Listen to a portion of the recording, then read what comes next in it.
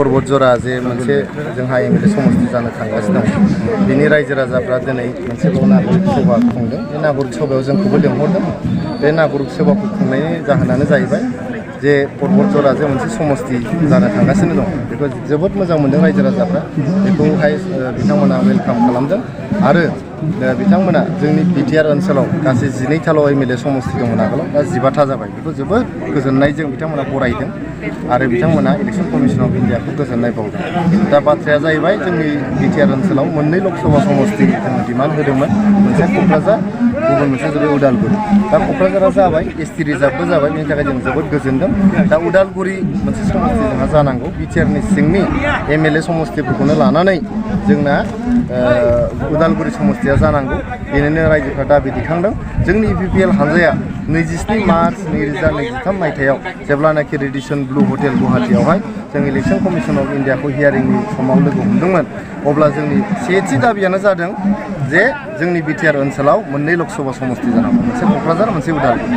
दा क'क्राझारा जाखांबाय नालाय उदालगुरिया जेरैखिजाया जानांगौ, जों बेखौ दाबि दैखांदों। जोङो बेखौ लिरनानै इलेक्सन कमिसन अफ इन्डियानो होगोन आरो जों दिल्लीयाव थांनानै लोगो हमहैगोन बिथांमोनखौ आरो उदालगुरि मोनसे समष्टि जाथारनांगौ होननानै जोङो दाबि दैखांदों। जौ लोंनानै बिथाङा मेम'रेन्डाम होदोंमोन जे पर्बत जरा आरो गसाइगाव समष्टियाबो रिजार्भ जानांगौ होननानै। जौ जेब्लानाखि फेगाबाय होमबा बिथांमोना बे मेम'रेन्डामखौ बोखारनानै लाफिनबाय।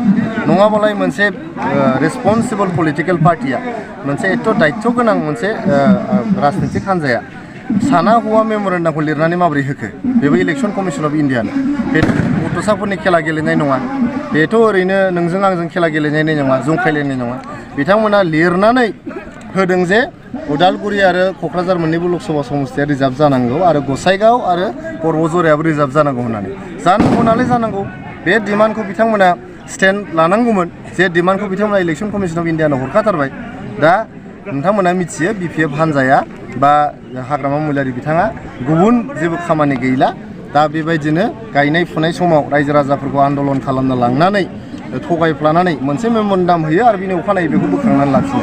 जौ फेनानै लिरनानै मोनसे मेम'रेन्डाम होयो आरो जौआ गाबफिनबा बे मेम'रेन्डामखौ बोखारनानै लायो।